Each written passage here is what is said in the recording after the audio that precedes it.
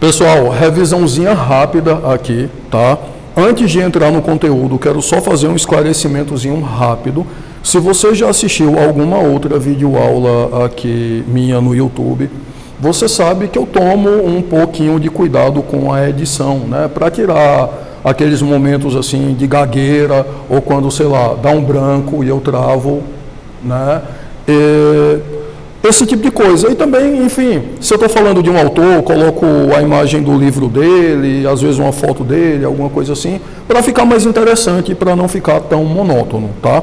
Essa videoaula eu vou ter que postar sem fazer isso, né? Então vou ficar devendo a edição quando eu conseguir fazer, enfim, no meio da correria, quando eu conseguir tirar um tempinho para editar. E eu demoro muito, não porque seja uma edição profissional, mas porque assim, eu tenho dificuldade com essas coisas e eu não tenho ninguém que faça para mim, então tenho que me virar sozinho, né? Mas enfim, se você está vendo essa primeira versão, é uma versão assim mais rudimentar e talvez até um pouco mais monótona, mas eu fico devendo uma edição mais bem feitinha, mais caprichada para o futuro, tá? Então, aulinha rápida aqui, revisãozinha, na verdade, sobre as correntes contemporâneas da filosofia do direito, na visão do Alisson Mascaro, que é um dos grandes professores de filosofia, um dos professores consagrados da atualidade, tá bom?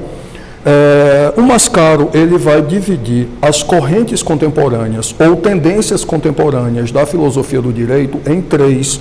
Ele vai dizer que os autores serão, os filósofos serão juspositivistas, não juspositivistas ou pertencentes a alguma vertente crítica, né? As filosofias críticas, tá bom? E a gente vai ver cada uma delas, vai falar rapidinho, brevemente sobre cada uma delas. Antes disso, eu só preciso esclarecer alguns detalhes, tá? Primeira coisa, essa revisãozinha aqui, ela não supre a aula em sala, né? Isso aqui é complementar para ajudar você a fixar os pontos principais. Mas a aula em sala, claro, é muito mais aprofundada e a gente debate muito mais coisas. Um primeiro ponto que a gente aprofunda melhor em sala é o que eu vou falar agora sobre as classificações, né? Em sala eu consigo exemplificar melhor, interagir com vocês, para demonstrar que classificações não são verdadeiras ou falsas, elas são úteis ou inúteis, né? O Gennaro Carrió, jurista argentino, né, filósofo do direito argentino, ele dizia que as classificações não são corretas ou erradas, eu acho, são serviciais ou inúteis, né? Então, o Gennaro Carrió, esse justo filósofo argentino, ele dizia com muita razão que as classificações não são mais ou menos certas, elas são serviciais ou inúteis, elas são úteis ou inúteis, tá? E toda classificação depende de quem classifica. Então, se você imaginar a sua sala de aula com os seus colegas, você com certeza é capaz de classificar seus colegas com base em diversos critérios, sei lá, pelo gênero de cada um, pela faixa etária, pela altura, os mais altos e mais baixos, né? Sei lá, pelas notas, quem tira melhores notas, quem tira na média, quem tira nota baixa, você tem diversas classificações, mas isso não muda o que as pessoas são, né? A classificação é um ato do sujeito que classifica, e a classificação não é mais certa ou mais errada, ela é mais ou menos útil. Essa classificação do Mascaro, ela é útil para a gente porque ela é didática, tá? Ela facilita o nosso aprendizado. Então aqui não é uma questão de certo ou errado, é uma questão de a gente debater e a gente criticar também uma classificação que é didática, que ajuda a gente a entender melhor a filosofia do direito na contemporaneidade, tá? Então, primeiro detalhe, essa é uma classificação dentre as inúmeras classificações possíveis. Essa classificação trata dos filósofos do direito na contemporaneidade. E o que é isso, né? O que é contemporâneo? A gente vai estar falando do período, do momento histórico das revoluções liberais para cá. Então, posterior às revoluções liberais. A gente está falando ali do século XVII, século XVIII para cá, tá bom? O que aconteceu antes é importante, é muito importante, mas a gente não vai abordar aqui, ou a gente não vai aprofundar aqui, embora a gente até debata em sala, tá bom? Vamos lá. Então, se a gente falar desse período do século XVII, século XVIII para cá, que é o momento em que se consolida o Estado ocidental moderno, que é o momento em que o Estado realmente assume, chama para si esse monopólio de criação do direito, não é? É um dos monopólios que ele assume, e isso vai ser bem trabalhado pelo Max Weber e, posteriormente, e com mais profundidade, pelo Norbert Elias e pelo Pierre Bourdieu. Mas, enfim, quando o Estado moderno assume esse monopólio, chama esse monopólio para si, a gente tem o surgimento, a consolidação do juspositivismo, né? Sempre lembrando que antes o justnaturalismo era muito forte, né? Então tinha, sei lá, o Estado, um embrião de Estado produzindo direito, mas você tinha outras ordens jurídicas paralelas. Você estudou isso no ensino médio, né? Tinham as corporações de ofício que tinham suas próprias regras, tinha a justiça canônica, não é? Tinha a igreja, inclusive com a Inquisição, processando e punindo pessoas. Então você tinha, digamos assim, outras ordens jurídicas paralelas. Com o advento e fortalecimento do Estado ocidental moderno, o Estado meio que toma para si esse monopólio de produção do direito. Isso proporciona a consolidação do juspositivismo, não é? O que é que vai ser o juspositivismo? Vai ser essa identificação do direito e da justiça com o Estado. E aqui eu quero que você faça uma reflexãozinha bem simples. Você talvez processe... Está vendo? É isso que eu tenho que tirar na edição. Eu ia dizendo, você talvez professe alguma fé, talvez você acredite em Deus. E se você acreditar em Deus, você certamente vai pensar que Deus está acima do Estado, né? Entre Deus e o Estado, você sabe que você deve mais a Deus, você se preocupa mais com Deus, porque a lei de Deus para você está acima da lei dos homens, tá? Só que, se você é processado ou se você está processando alguém, você não se fundamenta na Bíblia, você não se fundamenta em preceitos religiosos. Você busca uma alternativa, você busca fundamentos no direito estatal, não é? Repare que interessante, diferentemente da antiguidade, em que você tinha pessoas como, por exemplo... Não vamos aprofundar isso não, senão incumprida demais a aula, né? Diferentemente do momento anterior, do justnaturalismo, em que o fundamento do direito estava na razão, na divindade, na natureza, havia um fundamento externo, e muitas vezes de ordem espiritual ou racional. Agora o fundamento está no Estado, vai ser direito se o Estado disser que é direito, tá? Então isso provoca um impacto muito grande, e nós temos aí a formação do juspositivismo, não é? Nós temos os filósofos do direito juspositivistas, as teorias juspositivistas. E aí nós temos uma série de autores, como, por exemplo, Kant, que o Mascaro vai colocar como estando na base desse juspositivismo.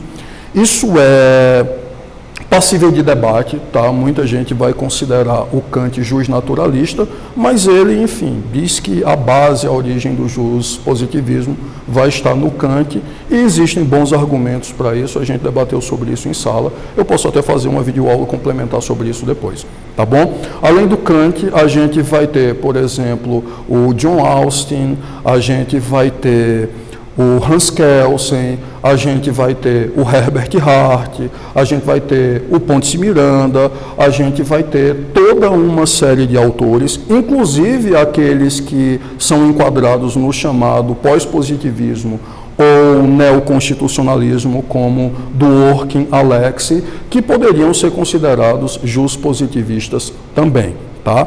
Então, se o sujeito identifica o direito com o Estado e a ideia de justiça com o Estado, ele vai ser juspositivista, ainda que possa ser um pós-positivista, né? E observe que pós-positivista não é antipositivista, não volta a ser justnaturalista. Ele apenas, enfim, dá uma atenuada, ele apenas dá uma revisada no juspositivismo, tá?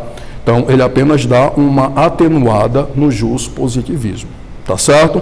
Bom, além dos juspositivistas, nós vamos ter os não positivistas, que são aqueles que observam não apenas o direito produzido pelo Estado, mas também a questão das relações de poder. Então, as relações de poder que existem na sociedade, e você sabe que elas existem, não é? Tem pessoas que mandam e outras são mandadas, tem pessoas que podem mais do que as outras. Veja, eu não estou dizendo que isso é correto ou incorreto, que isso é certo ou errado, nem muito menos que isso é bom ou ruim. Eu estou só constatando que isso existe, tá? Entre os não positivistas, ele vai colocar autores como Martin Heidegger, ele vai colocar o Carl Schmitt, ele vai colocar o Foucault, né?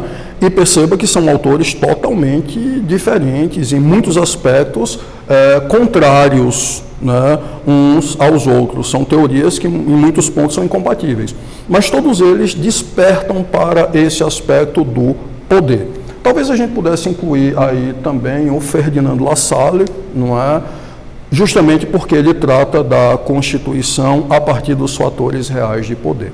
Mas bem, esses são os não positivistas, são aqueles que consideram a questão do poder, tá bom? E por fim nós temos as teorias críticas, ou as filosofias críticas, que são aquelas de base marxista. E aqui, calma, tá? Tome a sua aguinha com açúcar, tome o seu suco de maracujá, que eu não quero lhe doutrinar, não quero lhe convencer a nada, tá? Se você gosta ou desgosta de Marx e do marxismo, não tem problema nenhum. Mas todos concordamos que ele foi um filósofo e um sociólogo importante. Ele exerceu um impacto muito grande em praticamente todos os autores que vieram depois dele, não é? Então você pode não gostar, mas ignorar não tem como, tá bom? E aí, dentre as teorias críticas, o Mascaro vai apontar o próprio Marx, ele vai apontar o Pachucanes, que foi o maior jurista soviético, e a gente poderia colocar também alguns autores da chamada Escola de Frankfurt, né, que também é chamada de teoria crítica. A gente pode colocar, por exemplo, o Kirchheimer e o... Meu Deus, me fugiu o nome do outro. Então vai ficar apenas alguns autores da Escola de Frankfurt. Tinham pelo menos 2 juristas lá, mas Friedrich Pollock, né? Então vamos lá. Talvez a gente pudesse colocar aí o Kirchheimer e o Friedrich Pollock, por exemplo. Seriam autores que também poderiam entrar nessa categoria dos juristas críticos. É interessante que a segunda geração da Escola de Frankfurt vai ter o Jürgen Habermas, né? E o Mascaro vai colocar o Habermas ou Habermas como um positivista, porque embora ele tenha uma base marxista, ele vai identificar também o direito ao Estado, tá bom? Como eu disse no começo, essa é uma classificação muito didática, tá? Ela nos ajuda a entender muita coisa. A gente não precisa concordar com ela, nem com nenhum desses autores, mas ela ajuda a entender, né? A classificação, mesmo quando a gente discorda dela, ela ajuda a entender. E aí eu vou colocar uma discordância minha. Eu acho que o Mascaro, ele se foca demais, ele se centra demais numa perspectiva eurocêntrica, não é? Ele parte do que foi produzido na Europa ou a partir da Europa. E aí, com isso, ele deixa de considerar outras cosmovisões, outras visões de mundo diferentes da europeia. Então, nós temos, por exemplo, filosofias de matriz africana, que são muito importantes e também repercutem no direito. Só para você ter uma noção, no direito, a noção de infância, né, a noção de criança, enquanto aquele ser em desenvolvimento, aquela fase importante da vida que precisa de proteção e de cuidado, só vai surgir ali a partir do século XVIII. Não é? Na cultura iorubá, isso já existia muito tempo antes. Tá? Então, na cultura iorubá, isso já vinha de muito antes. Séculos antes, já havia essa noção da criança, da infância como uma fase da vida que precisa de cuidado, né? Que merece cuidado e atenção. Então, nós temos esse exemplo, e muitos outros poderiam ser trazidos. Nas filosofias aqui de matriz indígena, né, nas cosmovisões indígenas, nós temos concepções como a Pachamama, o Sumak Khalsai, que inclusive estão positivadas nas novas constituições latino-americanas, no chamado novo constitucionalismo, latino-americano, e que são importantíssimas e que trazem uma visão de mundo diferente do racionalismo instrumental europeu, tá bom? Diferentemente da razão instrumental europeia, que é uma razão, convenhamos, predatória, tá bom? Então, eu incluiria, além dos positivistas e não positivistas, então, eu incluiria, além dos positivistas e não positivistas e críticos de base marxista, eu colocaria também as filosofias não eurocêntricas, e aí a gente tem espaço para uma série de filosofias riquíssimas, produzidas em outras partes do mundo. Então, na China, o confucionismo, no Japão, talvez o taoísmo, aqui na América do Sul, na África e por aí vai, tá bom? Então, apesar dessa minha pequena crítica, dessa minha breve crítica, é inegável que essa teoria é bem interessante, essa classificação é bem interessante porque ela facilita o nosso aprendizado, ela permite que a gente agrupe os autores direitinho e a gente consiga estudá-los e compreender o que eles têm em comum e também diferenciá-los, tá bom? Então foi isso, eu espero sinceramente que você esteja gostando e nos vemos na próxima aula. Tchau, tchau.